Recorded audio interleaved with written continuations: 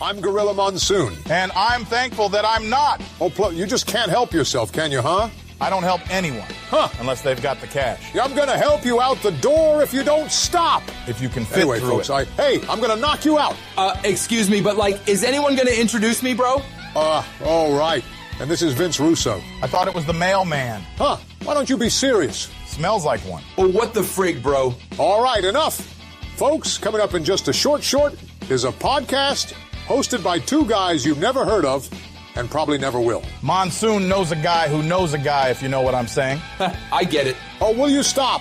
Folks, Chris and George or something, they do the Hot Tag Podcast, and here it is. What's going on, everybody? Welcome to the Hot Tag Wrestling Show. I am your host, Chris DeFrancesco, and that is George, the Animal Rogers. George, what's going on, man? How are you? Chris, I'm feeling good. I'm doing good. Actually, I would say I was feeling good. And then I made the mistake of turning on Friday Night SmackDown. You know, George, you just couldn't help yourself, could you? I couldn't. You know what it was? It was I'm a creature of habit. So it was like, oh, it's Friday night. I didn't even think. I was like, oh, let me just see. It wasn't like I actively saw it. I turned it on because it was Friday. I'm like, oh, well, let me see. Because typically, I usually do watch SmackDown. I think SmackDown is a tighter show. I've said this numerous occasions. Plus, I do enjoy. Plus, I get to see John Cena if he's going to show up, and that's always a bonus. Speaking of bonus for John Cena fans, Peacemaker dropped yesterday on HBO Max at 9 p.m. Season 2. Damn good episode. I highly recommend checking out if you're a Peacemaker fan, or if you just enjoy John Cena doing John Cena shit. And I'm a big fan of John Cena doing John Cena shit. Can I ask you a random question? Yeah. How excited are you that Halloween is getting a video game? Chris, I came immediately. No. But I saw the post, and I saw like by the time you had sent it, I had already seen it and shared it to all my friends who are video game nut jobs like myself. And I am I'm excited, but this also pisses me off to another end, which I've gotten the Texas Chainsaw Massacre game, I've gotten the Friday 13th game, and now I'm getting a Halloween game. Why the fuck can I not get an updated Nightmare on Elm Street game? I'm just fucking saying this. I mean, I know the reasons for that, but I'm not going to get into it on this show because this is a wrestling show. I'll save that rant for the multiverse because that is actually all of that is a rights issue, but it's confusing and a little confusing to it at this point. But either way, I'm fucking hyped for that. But anyway, back to the SmackDown shit. I turn it on, and who is opening the show on SmackDown? Raw superstar Becky Lynch. Why the fuck am I seeing Becky Lynch on SmackDown? Well, the answer to that is because tonight they're in Dublin, Ireland. Okay, so the hometown girl gets to come in, gets to cut a promo. Meanwhile, no Sheamus, no Finn Balor, but hey, fuck those guys. Who gives a shit, right? They're Raw superstars. They stay on Raw. And I look at Becky and it's just you are one note. You're a one note, one trick. You only do one thing. You're mid in the ring compared to everybody else that's coming up at this point. Painfully mid. Compared to the likes of Julia, Stephanie Vakir, Tiffany Stratton, Becky, Roxanne Perez. Yeah. Becky, sorry, you're not there. Yeah, I agree. You were once the gold standard, and now you got a little tarnish on you. You're down to about bronze or so, and it's just why this boring ass woman. And I don't mean to say it derogatory because she's a woman.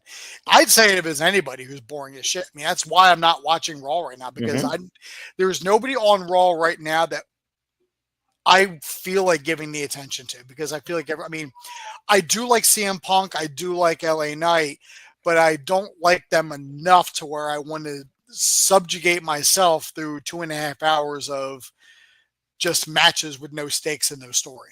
Totally. because Totally there's no agree. story and there's no there's no story, there's no stakes on Raw. There are some stories on SmackDown to a point. I mean, Cena and Cody are there. They can tell a fucking story. There is a blossoming tag team division. There's something that, there's something on SmackDown to watch. And like Raw, there's just nothing. Like I don't care. Make me want to watch Raw. Yeah. Rhea Agreed. and like CM Punk and LA Knight, they can't do it alone to capture my. And I'm not the only ones. You listen to those three guys come out, or those three individuals come out, they get the biggest pops of anybody else on the show. I don't give a shit if everyone's singing Seth Rollins' theme. Everyone chants John Cena sucks at John Cena, but we all love him. Right. It's the same thing with the Kurt Angle sucks, like with his or the "You suck" chant when Kurt Angle would come out. Nobody thought Kurt Angle sucked. Like there was just what we did as part of the theme song. That's what Seth's music is. It's easy for people to like hum along to. It's like over in AEW, Mercedes Moné comes out like her music is just the word CEO over and over again. So the crowd chants along to that. What crowd they have chants along to it, but people chant along to it. It's something you can go along with. Of course. Over on SmackDown, look at this fucking Becky Lynch. It's like you are already making me not want to watch the rest of the show because Nick Aldis came out to a fucking pop, by the way, to a fucking pop, big time. I want to see him in the ring from like a Royal Rumble to WrestleMania run. I don't need anything major. He wants to take his time off. That's fine, but I'm hungry and I want some Nick Aldis. May I ask why he hasn't been in the ring? I think he just wanted to kind of dial it back, maybe. Maybe Jeez, he doesn't. Maybe I'll tell you this. Maybe he just doesn't want to take bumps. That's why Rob Stone doesn't wrestle anymore. Rob Stone over on NXT. My buddy Matt is personal friends with him. And he asked him, he's like, hey, how come you don't wrestle anymore? And he's like, I don't want to take bumps anymore. Yeah. Hey, so, I mean, it could just be something as simple as that. But Nick Aldis comes out and he makes the main event for the show, Nia Jackson, Becky Lynch versus Tiffany Stratton and Jade Cargill. It's like, well, now I don't want to sit through the rest of the show because I'm not interested in the main event. Yeah. Like, that's a good way to turn off people to your main event. If you get this lackluster-ass main event with, like, negative star power, who's going to want to sit around and watch the rest of it? Totally agree. I'm in the same boat. The only reason why I would want to continue watching the show is because the Irish crowd is starved for content, so they're on like cloud nine tonight. Of course, but that's pretty much. I mean, that's like my only gripe. Like, it's not even anything that like the company. I mean, I disagree with just about every move that TKO has made up to this point from a business perspective. Because as a fan and as an American, so to speak, we have it a little tough over here. Things are going up in price, and with the addition of another streaming service that is $30, that's a bit much. Now, granted, Chris, you and I are able to reap the benefits of like already owning a bundle package, which you have. And which what I have cable. So like with cable, that new ESPN app will be free to cable subscribers because you figure when you're when you're paying your cable bill, they get a cut, I'm sure, of all those prices. Hence why cable's probably so expensive because all the networks want their cut, and there's only so much they can really do. Yeah, and like we're able to reap the benefits of that, but not everybody can. Right. And to kind of quote or like paraphrase Jurassic Park a little bit, they're basically making the content for the super rich. Oh, no doubt. No doubt. And with all of the negative things that we can say about Vince McMahon, and there's a lot that we can say when it comes to negative terms about Vince McMahon, Vince would not have done this. I agree. Vince would not have gone this far. This would be, shit, Vince gave us the network, which was $10 a month, and it had everything. It had, Raw, SmackDown, WCW, ECW, some of the old AWA. When it went to Peacock, that wasn't really much of an increase because even at that point, if you had Peacock without the ads, it was still only $9.99. And let's remember, if you had Peacock with ads, it was $4.99. So you were actually getting it on the cheap. Vince McMahon abandoned the pay-per-view industry where I vividly remember.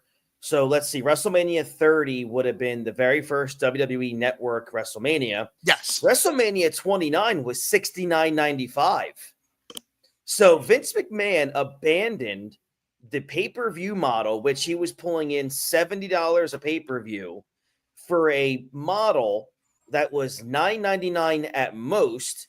If you signed up like that day for a pay-per-view, you got that pay-per-view for free. If you signed up at the right time in January, you got the Royal Rumble and WrestleMania for free. Correct.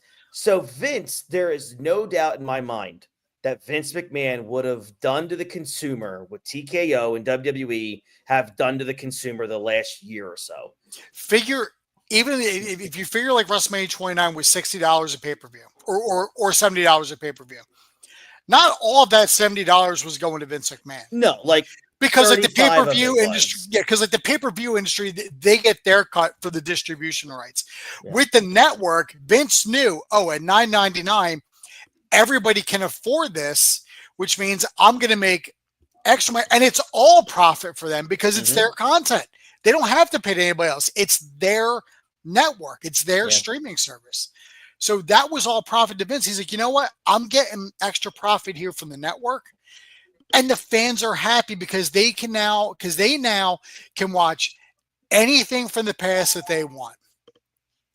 And like right now, just to watch, at least to do what we do with reviewing the Monday Night Wars, we got to have a Netflix subscription to watch Raws. And that's if the one that we're reviewing happens to be up, because not all the Raws are up there.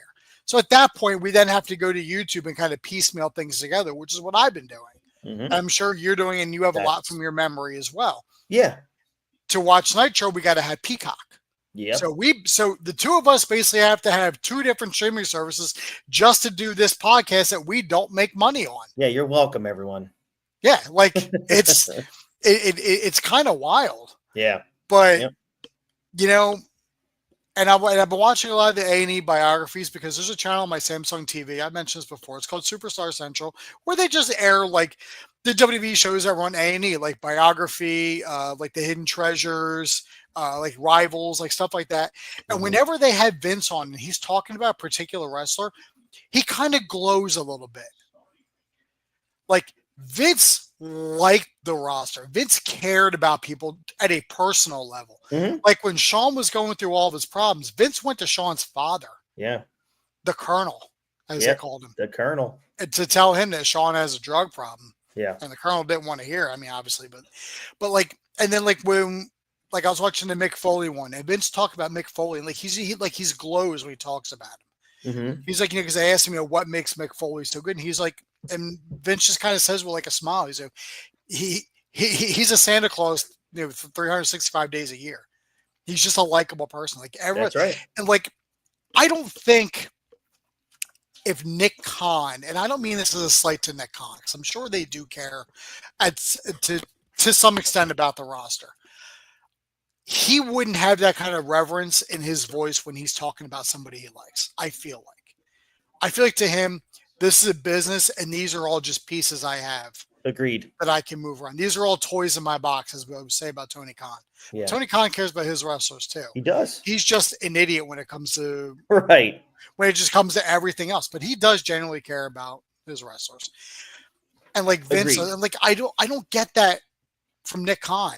I kind of get it from Triple H, but I feel like Triple H puts a mask on because he doesn't want people to see how he is personally. Because he's got like that one tone and like that one face, and that's it. Yep. You're right, man. Yeah.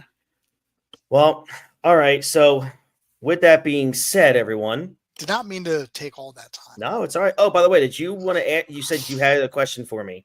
I'm going to put Chris on the spot.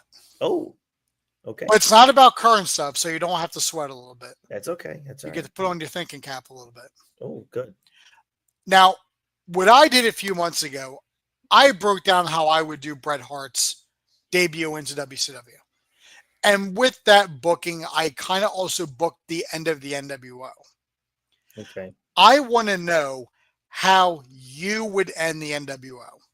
Because the NWO did not have a hard stop. Yeah.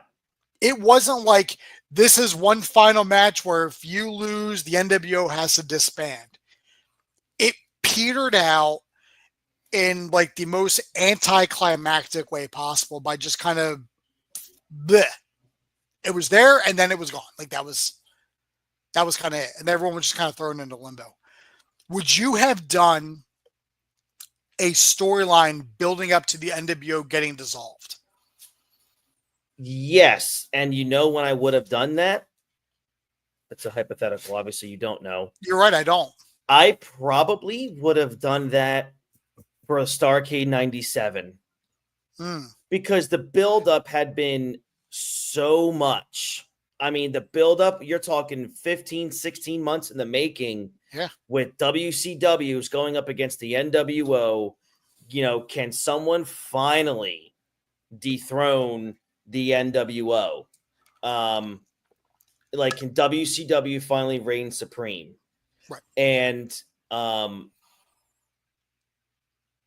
so I thought to myself, I was actually thinking about this a couple weeks ago while watching WCW. I'm like, man, you know what? Because you and I have talked about before that Starrcade 97 would have been a really good time for maybe Hogan to go away for a while, for the NWO to maybe disband for a little bit. If not disband, Hogan goes away for a while, and maybe that's how you maybe introduce Bret Hart. But because Bret Hart was coming in WCW as probably the second biggest heel in the industry. So why would you not capitalize on that? Or the biggest face of the industry if you look at Survivor Series. Right. So I guess if you're asking me when would I have disbanded the NWO for a little bit, I absolutely would have done it once Sting, in a clean finish, Sting defeats Hulk Hogan at Starrcade to get the WCW World Heavyweight title back into WCW's arms. I probably would have done it there because that we were getting to a point by Starrcade 97, like you said, man, the NWO was just getting out of hand. Let's cut it at its knees right now. Because no matter what you were going to be doing going into 98 was still going to be so hot for WCW. Kind of put the brakes on the NWO a little bit. Let there be less is more. Let the longer you're away, right, is the more you might want them back after a while. Mm-hmm. Build some of your younger talent. Get some new guys in there, or for lack of a better word, get some new blood in there. And then when you get to the end of 98, if need be, Hulk Hogan can return hotter than ever as a heel. People want to see Hulk Hogan white and black. Why not, man? Why not cut it at its knees when Sting takes that title back at Starrcade 97? Why not? I'll tell you what I would have done. Just aside from my Bret Hart fan fiction that I did there. I'll tell you exactly what I would have done. I would have built up Goldberg. Yeah. Not like built up the way he was, because he was already hotter than hot because of the undefeated streak. But you show him like beating a couple NWO guys, maybe that makes Hogan look a little nervous.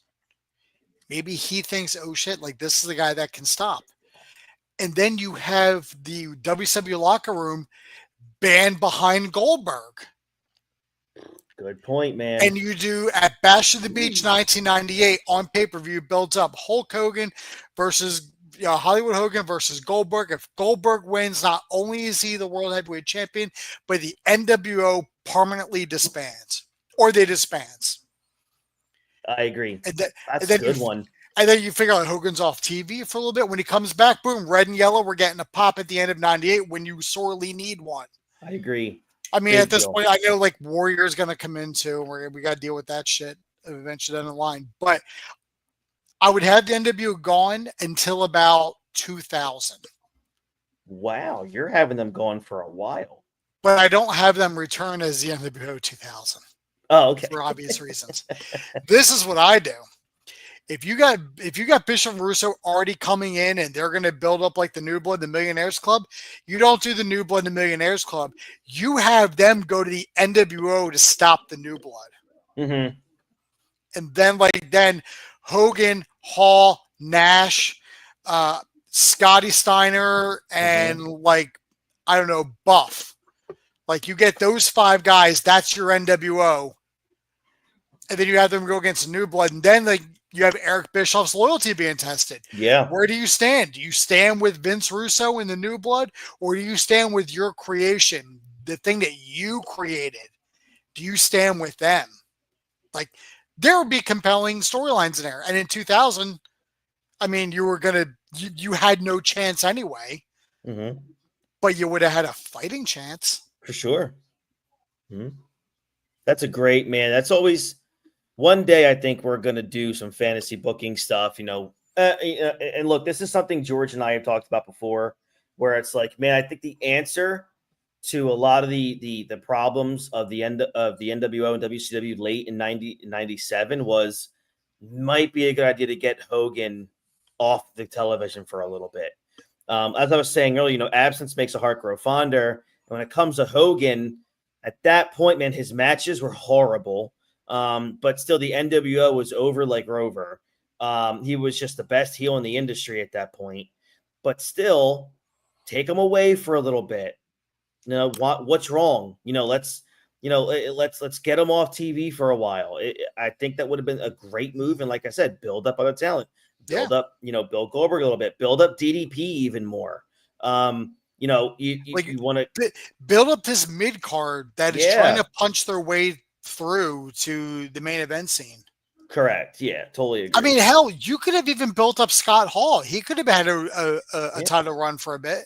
And you just got Bret. Yeah. There's so much you can do with Bret Hart in that time period. Absolutely. Yeah. Okay. So great question by George. That's going to be some topics. I mean, we're going to dive into that stuff. If we lose WCW content the way it could happen, we just don't know at this point, then, that's the kind of stuff that we'll end up doing for sure. But depending on how, this is all a big question for all of us. There was a point yesterday or 2 days ago where George and I are like, oh my God, we might not be able to do the show.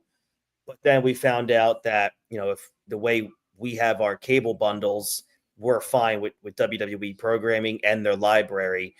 Peacock does have the library until the end of the year, at least in terms of WCW, but WWE library moves over to ESPN at year end. So we are going to be here able to do all this stuff through the end of the year and hopefully even more in terms of WCW content. But nonetheless, it doesn't matter. We're going to figure it out. We've been on such a great roll here. We're just going to keep moving along and pumping out really good show content. So let's get to why we are here. And it's Raw versus Nitro from June 24th, 1996. This week, will be starting with Monday Nitro on TNT. And George finally nails it. I got one. That's good. I'm like, there's no way he goes Raw 3 weeks in a row. Right. I noticed, by the way, I looked earlier, like, when did I do Nitro last? And it was 3 weeks ago. I'm like, I got to start with Nitro this time. All right, here we go. June 24th, 1996. To me, and if you look at the way the ratings are, this show, George, in my opinion, I don't know if you agree, was pretty much the first sign of really bad news for the WWF, because Nitro destroyed Raw in the ratings. Even coming off that really good King of the Ring pay-per-view, I thought, coming off of a pay-per-view and Nitro still destroys Raw on this episode, I'm thinking, man, at this point, it doesn't matter what WCW does, they're going to beat Raw here. I mean, they do for 81 more weeks in a row, but, we're just 2 weeks into this 83 weeks. We're thinking, well, obviously, we don't know what the future holds. maybe WWF coming off of a pretty hot pay-per-view here can gain a little bit of traction. Nah, man, WCW just plows them. If you're WWF, George, here, are you kind of starting to be like, this might be a little bit of a problem? Yeah, absolutely. There's no way you don't. There's no way they don't look at this and start really sweating. Totally agree. All right, we are live from Charlotte, North Carolina. We are in Horseman Country. Your hosts are Tony and Larry, and then, of course, Tony and Bobby the Brain Heenan. We start with another recap of the Outsiders powerbombing Eric Bischoff at the Great American Bash. Of course, if you look back at the Observer this time, Dave was out of his mind guessing at who the third man was going to be. Lex Luger was the original plan, which we know now was just complete and utter bullshit. But now, this is the week, George. This was the week where the speculation moved to Mabel. Brian Adams. He was so close. He was so close. So close. This was an era where I would have just been like, you know what? If I'm a subscriber, I'm probably going to get my money back here, because this was like peak. Why are we believing a guy who reports bullshit about a bullshit business? It's just so funny. He also writes in that week's Observer that Brian Adams, another legend, and Bret Hart as an extreme outside chance. Just not even close. Yeah, because both of those guys are still with the fucking WWE. Yeah, and Bret Hart was still under contract for a much while longer. Brian Adams is going to be there at least until the end of '97. Of course, he's just maybe even into '98 a little bit, but whatever. But meanwhile, Team WCW is all face painted up in a show of solidarity. This interview marks the first official naming of the Invaders as the Outsiders. Sting is on here and he's saying you challenge 3 guys every week, but you only bring 2. What's up with that? Look at that big math brain on Steve. You know, sadly the Steiners in Harlem Heat interrupt Sting's some guy, I guess what is 96. Sting's trying to be a little, Seinfeld-esque routine here. What's the deal with that? You said you challenged 3 guys and you only got 2. You said to find your 3 best to go against the medium-sized man, the big man, and our mystery man, but you don't have a mystery man. You might as well be partnered with the Invisible Man. What kind of impact is he going to make? I just replied to your text, and I think you're going to laugh.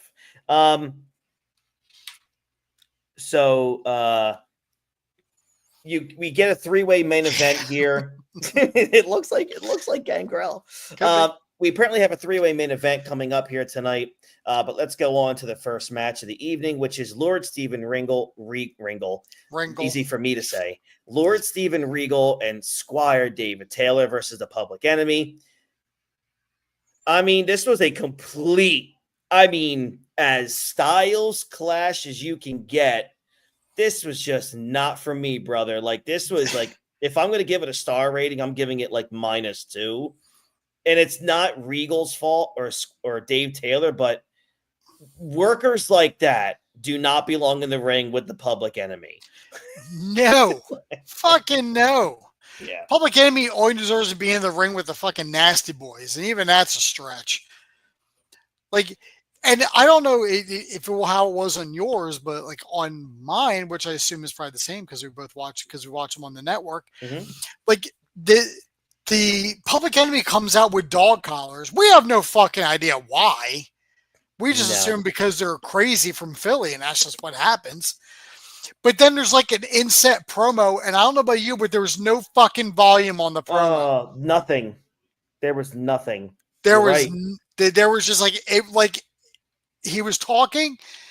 There was no sound. Like, we didn't get sound until like the very end, so we honestly had no idea what the fuck they were saying. Right. Like, when it comes to like production wise on this show, I think the production was all over the fucking place. It really was this week. Mm-hmm. I mean, it's still better than Raw, but like it's just like I'm still looking. It's like wow, like you guys are still kind of new at this. Yeah, this was really rough, man. Like this match went 7 minutes, and I don't know who seriously thought putting these two teams together would produce anything good. It was just a train wreck in terms of a style clash, and I'm assuming the guy who did it is the guy who has a match right now, which is Kevin Sullivan. What that match should have been Bobby Eaton and David Taylor for the Blue Bloods and not Regal, just so he doesn't get infected by the stink of the Public Enemy. Yeah, this was Kevin Sullivan versus some, I hate using the word jobber, but he's a jobber. Some real fucking J-Brone, Kip Avey. J-Brone. Real fucking J-Brone here. Yeah, real ham and egger. Yes. I mean, the match ends in a disqualification at right around like a minute and a half, 2 minutes here. Sullivan returns to the ring after being in the concession area to cut a promo. Doesn't blink for a minute and a half. Like, it's just Sullivan was just an odd. I mean, look, knowing what we know now, everything that was going on at that time, Sullivan was a loose cannon, as it were, at this time. No. The loose cannon's on the other show. Oh, that's right. I'm so sorry. The real thing is here is like, Kevin Sullivan must have some real issue with Chris Benoit to be just beating the shit out of a jobber to make himself look great to build up a match that nobody really cares about. Right. So let's get on to this. We got a nice, beautiful Mortal Kombat, Glacier promo. So the good thing is Blood Runs Cold coming next month. Oh, we think. Cards subject to change. Plans change, pal. Plans change, pal. Next up is look, this is just you take the book of bad ideas and you plug it into this Nitro. This is a fucking insult. This match, you have Dean Malenko in your locker room, and you have I'm offended by this match. And you have almost anybody else. But you get hard work Bobby Walker, and you look at the board of booking matches here, and you go, you know what? I think Bobby Walker would do really well with Dean Malenko here tonight. Just awful. Dean Malenko wins at 4 minutes and 40 seconds. What a mess, dude. Like, just 3 straight matches. What a mess. It's not only do you have Dean Malenko in with that noted catch-as-can wrestler, hard work Bobby Walker, who has done more of his hard work outside the ring. If damn right he has. I'm saying, you do a little Google search on that, and you let me know what you find. Light up a fatty for that pimp daddy. Yikes! Not even the Godfather's respecting that one. No, sir. But like, not only you have this match, but you got the fucking Disco Inferno coming out. Granted, I enjoy when Disco comes out because he's a goofball, but I don't need him interrupting a Dean Malenko match. Bad. Really bad. And then it just kind of gets worse again in the book of bad ideas, bro. Barbarian versus Eddie Guerrero. What in the blue hell is going on right here? Who wrote this shit? That's why I said, this Nitro is just a poorly produced farce. It really was. And like I said, everyone, Nitro demolished Raw in the ratings here. Do you know what this Nitro is when it really comes down to it? This Nitro is an average episode of Dynamite. I mean, you're probably right. I mean, Dynamite just got done losing 135,000 viewers week over week. If it wasn't for the events of the main event and everything that follows, it probably would have lost 100 and some thousand the next week anyway. The next match we have a little bit better, probably about 8 to 10 years too late. Rock and Roll Express versus Arn Anderson and Chris Benoit. It's 1996. Why am I staring at the Rock and Roll Express? That's the thing. I guess it's always a good choice if you're, to haul the R&R out of some, boxes of mothballs in those southern states. I guess it's really what it is. I mean, at this point, we get a disclaimer stating that the show is presented in the most complete version available due to production problems. That's a shame. Right. Why can't you edit? Why can't you edit this? Why can't you please edit this? But we get to the end of this match, man. It takes 3 of the Horsemen to get these guys down because they're all cowards who would have been destroyed in a one-on-one showdown with the desperado Joe Gomez. The king of the nighttime world, Joe Gomez. Oh, geez. This was, again, just nothing, just another wasted 6 to 7 minutes. George, did they come into this show and say, we have the main event booked, and they had nothing planned for the last hour and 40 minutes? Yeah. It's like this show was booked exactly 15 minutes before it went to air. This show was booked 5 minutes before they went to air. Yeah, you're right. It's like, I'm seeing the Horsemen against the Rockwell Express. Now, granted, did we not just see this match where it was Flair and Anderson against the Rockwell Express? Like, why am I essentially seeing it again? Exactly. Like, you want to be exciting with this, and you make it a 6-man tag, have Mongo and Arn and Benoit against the Rockwell Express and Joe Gomez. Mm-hmm. Do that.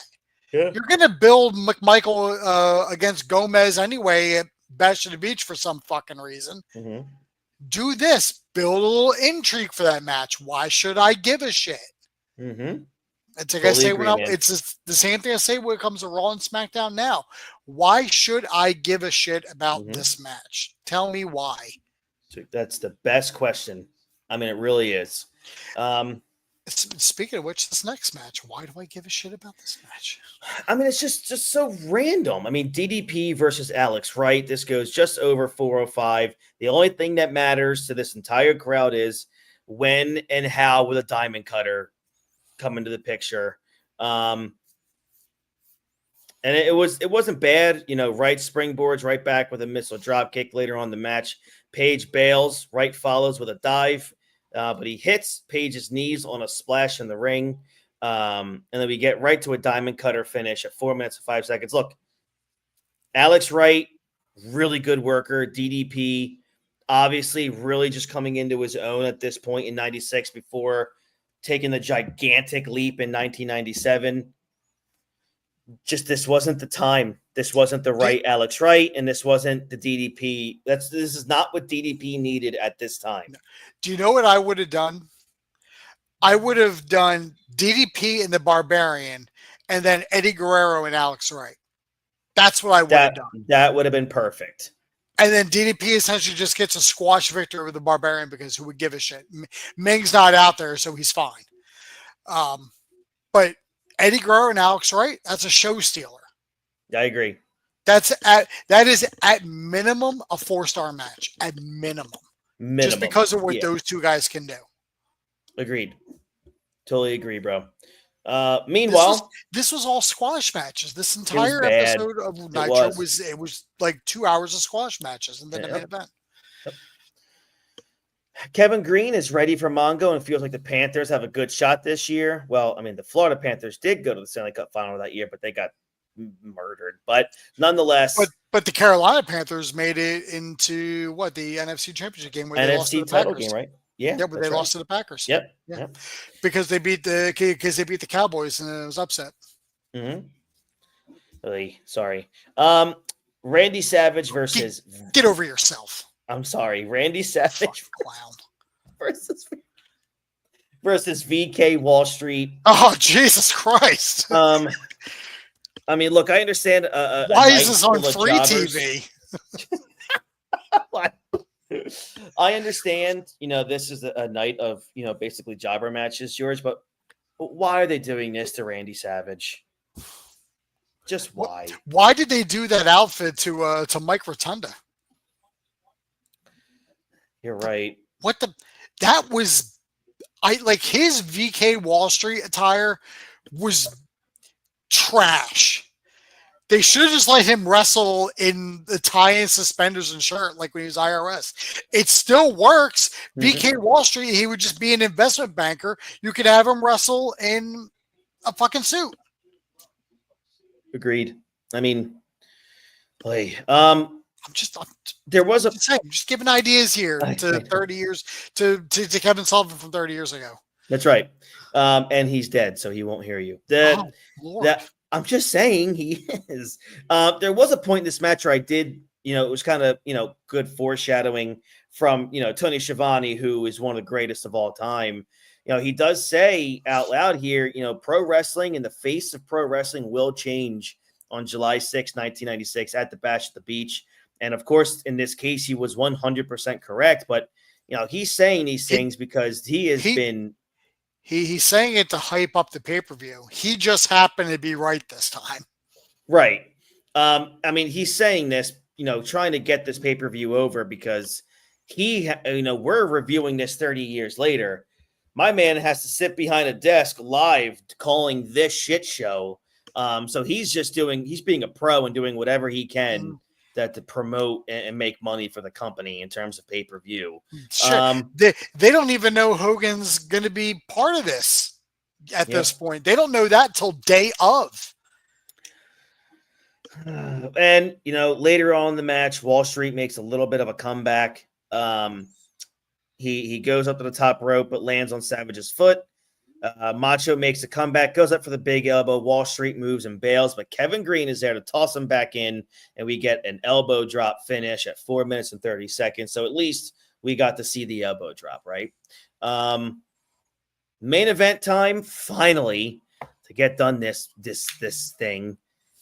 WCW World Tag Team titles, Sting and Lex Luger versus the Steiner Brothers versus the Harlem Heat. This went about a little over 11 minutes.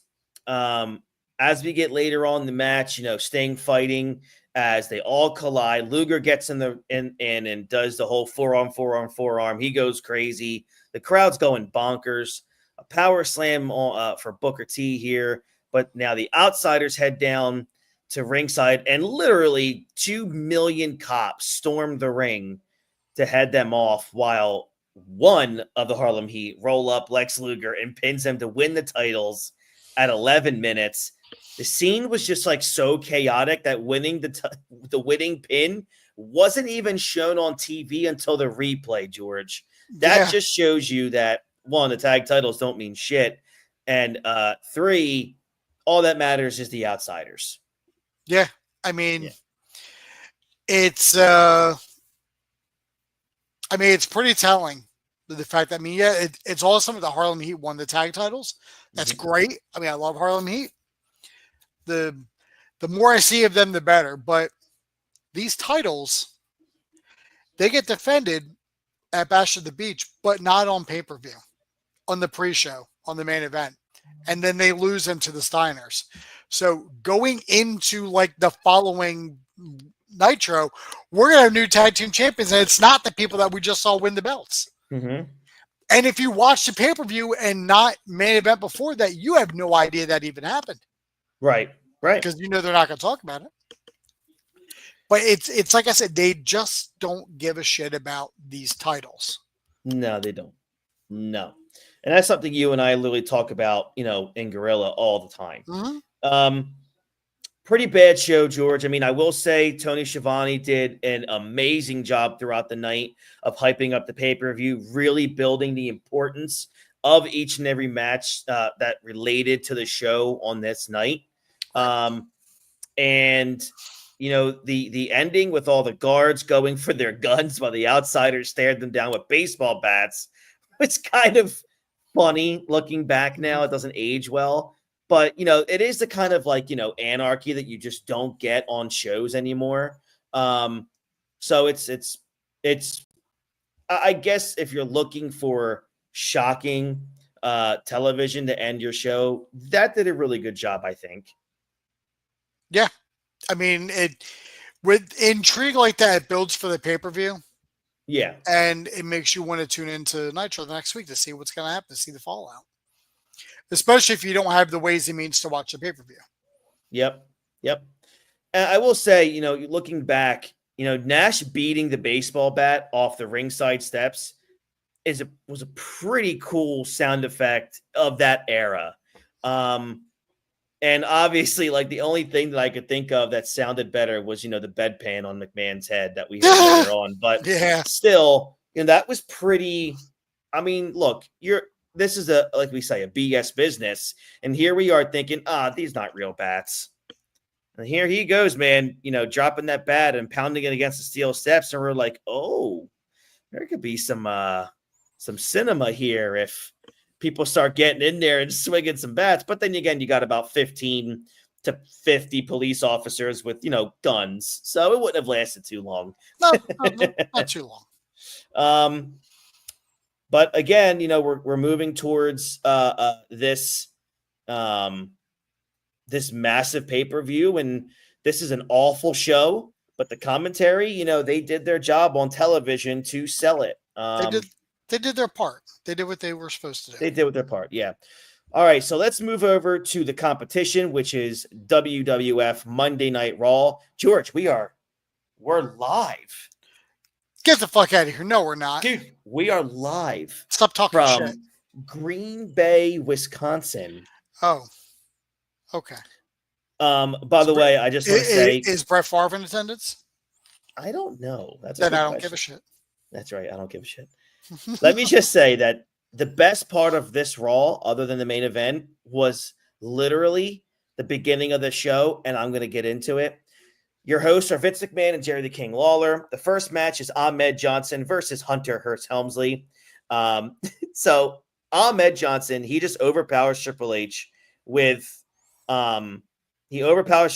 while an enterprising group of fans opposite of the hard camera, George, I don't know if you saw this, have a giant Eric Sucks Dick sign featured every chance that they get. Maybe it was edited out on was it edited out on the network? Because I saw it on YouTube. Yeah, it's not on the network. I think they blurred it or something. So I don't remember saying it. Maybe I got to go back and take a look, but it's just hilarious, dude. I laughed so hard. Gosh, I missed those. There was another sign that I saw where it had WCW spelled out, like going vertically, and then across it said we copy WWF. That's so good. What a different era this is. Ahmed hits a Pearl River plunge to finish off Triple H at just about 12 and a half minutes. It was just a typically kind of boring Ahmed Johnson match. He was fine in short squashes, but these longer matches, they had hot starts and hot finishes, but if there was a middle to these matches with Ahmed, they just did not look good. And there was just nothing a guy like Triple H could do. Triple H wasn't like a Shawn Michaels where, in that middle part of the match, typically where big guys like Ahmed are a problem, Shawn can just sell for them and make them look amazing while burning some time. Mm-hmm. Triple H was never that kind of worker. He was more of a methodical guy. He wasn't, catch as catch can, just speed, and can sell his ass off for you. So that's why it's tough to make Ahmed look good unless you're a guy like even like a Brett or a Mr. Perfect or an HBK who can get in there and be like, look, if we have to go 12 minutes with Ahmed, I'm going to have to do some selling for a little bit. Yeah. So that's pretty much what that was. Not an awful match. It wasn't awful. It wasn't even bad. It's just 12 and a half minutes for Ahmed is a lot to ask for. The Body Donnas versus the Brooklyn Brawler and Jerry Fox. Yep. Hey, we had Sonny on commentary though. That's true. Let's all give thanks to that cameraman for that angle he had on Sonny every time it cut to her. Yeah, man, preach. The disaster that was this Body Donna babyface run just continues. I mean, fans boo the crap out of him, even though you can hear Vince on commentary trying to convince all of us that we're supposed to like these guys. With their manager, Cloudy. That's right, with their manager, Cloudy. This is a lengthy squash match, George. This match went a little over 4 minutes. And it's crazy because, like, even more exciting, the pay-per-view will feature a non-title match between the Guns and the Body Donnas. Just take all my money.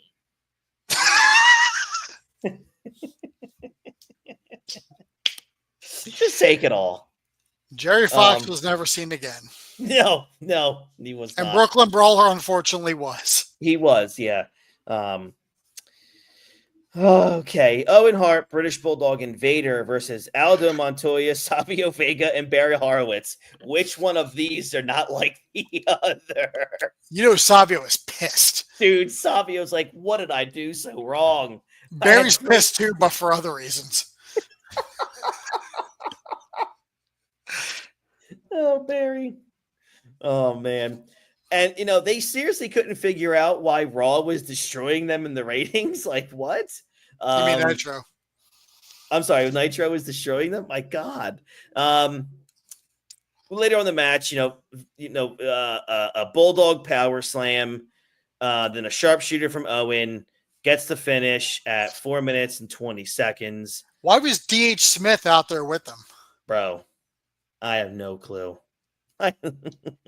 Isn't it sad that like Harry Smith like basically went by his mother's name when he wrestled? Yes. Yeah. All you gotta do is swap out David for Diana. It's the same name. It's so bad. All right, ladies and gentlemen, the main event. Now, don't get too excited because this isn't late 97 or even 98, 99 yet. But we are here in June of 96, George. Steve Austin versus The Undertaker in a main event of Monday Night Raw here in June of 96. But first, Brian Pillman cuts a promo on Vince McMahon before the match, demanding to know where his money is. Not sure where that ever went. I do. He's a loose cannon. You know? That's right. That's right. You gotta let him roll. I assume, George, correct me if I'm wrong, maybe you know this. This is the first ever Taker and Austin match, right? I want to say it was the first in WWF, at least. I don't know if me and Mark Callis ever faced Stunning Steve Austin. I don't think so. I'd have to really go check, but I think this is the first one. Or at least the first televised. Yeah, probably the first. Definitely, probably the first. Yeah, the first televised. Yeah. Like I remember watching. I was watching this, and I'm like, holy shit! They're just giving this away in '96. I know. No bill, just a throwaway match. So this match goes about a little over 15 minutes. After a late commercial break, Taker misses a clothesline, but he comes back with a choke slam. Goldust breaks up the tombstone with the old glitter to the eye finish. This was a whole lot of nothing. 15 minutes of not a ton here, George. Kind of a disappointing main event for the first time we're seeing Austin and Taker. But you got to figure they probably tried. They probably had to go with a non-finish. Oh, I agree. With this match, like Taker just had that match with Mankind that had some controversy to it. Austin just won the King of the Ring, so you don't want to bury Taker, so to speak, right away. But at the same time, you don't want to have Austin lose after he just won the King of the Ring because that would stall his momentum like tenfold. Mm-hmm. Yeah. So it's. They did with what they had to go to. This obviously is not going to be the best match between that we're ever going to see between these two. Yeah. I mean, we're like almost a full 2 years away from these two headlining one of the greatest SummerSlams of all time. Oh, if for not sure. the greatest SummerSlam. Not to mention everything they're going to have in 99. It's just it's not the greatest SummerSlam. SummerSlam 2002 exists. Yeah, that's what I said one of. Yeah, it's definitely in the top 3 or 4 for sure. Mm-hmm. So that wraps up this Monday Night Raw. Thankfully, this show does get much better in a couple months because they have been on a brutal run of bad shows for like the last 2 months now, George. They needed an influx of new talent in the worst way. And maybe a new head writer coming up soon that could also impact the direction of the company. Have to give credit where credit's due. That hasn't happened yet, so we'll talk about that. But George, what in the world? What was the better show here? Oh, it was Nitro. I agree. Just slightly, but it was Nitro. If I would have gotten a little more, and I can't blame it on WWF, I still think Nitro wins anyway. But if I could have gotten a little more out of that main event between Austin and Taker, I'm nitpicking at this point. I probably could have given the nod to Raw a little smidge bit because, I mean, these are both shows except for main events. They're squash shows. So, yeah. I mean, it is what it is, but I still got to go Nitro here. Yeah, I mean, it's just the better show this week, mainly for everything involving Hall and Nash. Agreed. Yeah. Nitro made me want to tune into the next episode. Raw kind of didn't. It's a good point. That's a good point. On this episode, like we said, Nitro had a rating of a 3.6 to a 2.4 for Monday Night Raw. So that's a pretty, that's over 1 million more people tuned in to WCW on this evening. Man, just wild how bad both shows really were. Yeah. But I will say, again, I need a little bit more of that Raw main event. But shockingly, you might not ever hear me say this again. The commentary of Nitro helped me get through the show a little better. Yeah. So they, Zbyszko and Tony and Bobby were really on their game on this night. I will tell you why this commentary was better. No Eric Bischoff again. Great point again. Yep. I'm trying to think here. What have changed? I'm gonna go Nitro, no doubt. So if you guys are watching this on YouTube, thank you so very much. If you like what you keep watching each and every week, like this video, subscribe to the channel. Just to let everyone know, a little bit of programming note. I said this last week, and I'm going to remind everyone, there will be no show next week. I leave Sunday morning for vacation. I won't be back until the following weekend. But the following week, back to normal, completely back on track. Will probably be a Wednesday show because I'm going to the Eagles home opener on September 4th against the Cowboys, where the Eagles will raise the Super Bowl banner. George, I'm sorry. I didn't mean to say that like in a disparaging way to you. I'm just letting everybody know what I'm doing. Good for you. I try. By the way, George, I don't know. This Micah Parsons thing's got to end as soon as possible. It's just they're going to end up in like a steel cage match at some point. I'm basically checked out of football since like halfway through last year. I'm just kind of checked out of it. Yeah. The thing is, it's not even because I'm a Cowboys fan. My team hasn't done anything in 30 years because I've still been watching up until that point. So that's that really isn't much of an issue. I think the officiating is so bad in the NFL. I can't really enjoy it because in the back of my mind, all I'm thinking about is how sports betting is legal in America. Yeah. And you are not going to tell me that shit doesn't play in any way at all. I don't give a shit.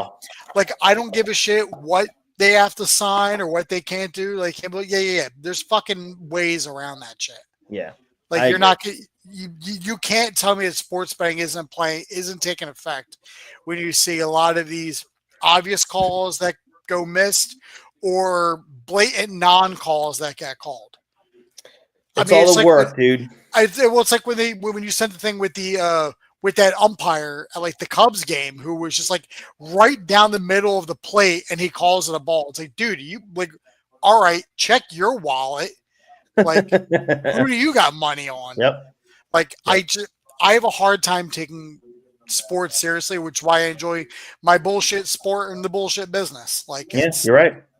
I know this is rigged and it doesn't matter. Right. We know already. Yeah. All the other sports pride themselves on like athletic competition. This is, if the fucking fat lump has to get a win, then he has to get a win over like Randy Orton. Like that's just how it's booked. But I'm with you, dude. But thank you guys so very much for tuning in. Again, no show next week, but the following week, right back on schedule. This is the Hot Tag Wrestling Show. That's George Rogers. I'm Chris DiFrancesco. We'll catch you all down the road. Have a great one, everybody. Thank you so much for watching. Bye-bye.